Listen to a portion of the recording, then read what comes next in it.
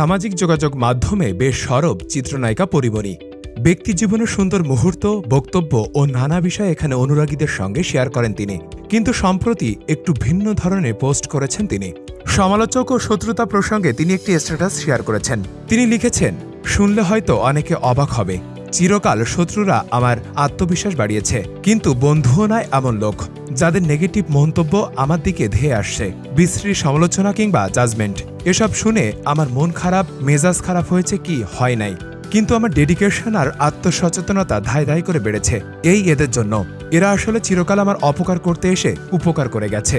ঢাকায় ছবির আলোচিত এই অভিনেত্রী আরও লেখেন, এরকম বহু হয়েছে, যখন কেউ জাজ করেছে আমি সেটা একেবারে ফেলে দেইনি, বিবেচনা করেছি, নিজেকে নতুন করে বাজিয়ে দেখেছি, ফলাফল নিজেকে নতুন করে আবিষ্কার করেছি, আরও আত্মবিশ্বাসী হয়েছি এবং আরও একটু ভালো কিছু ঝুলিতে যুক্ত হয়েছে। তাই যারা সমালোচনা করেছে, খোঁচা দিয়েছে, তারা আসলে ভাঙতে গিয়ে আরও ইস্পাত কঠিন করে দিয়েছে।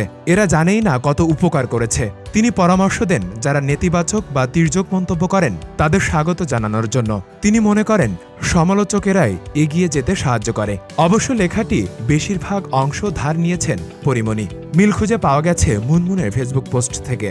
মুনমুনের দেওয়া পরামর্শ ভালো লাগায় তার পোস্টে পরি লিখেছেন নিলাম। শুধু তাই নয়, নিজের সামাজিক যোগাযোগ মাধ্যমে মুনমুন শারমিন শামসকে মেনশনও দিয়েছেন পরি।